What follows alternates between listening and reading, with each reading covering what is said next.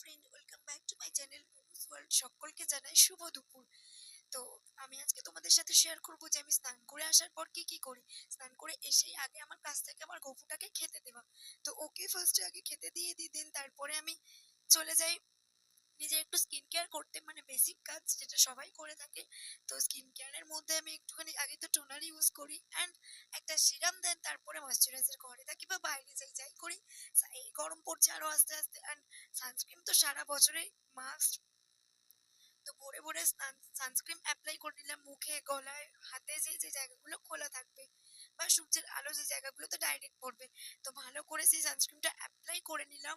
তারপরে তো একটুখানি সিঁদুর পরে নিলাম, দেন তারপরে আমি নাচতে নাচতে চলে যাবো ছাদে। ছাদে গিয়ে আগে নিজের শুকনো জামা কাপড়গুলো যেগুলো সকালে মেলে গেছিলাম সেগুলো তুলবো।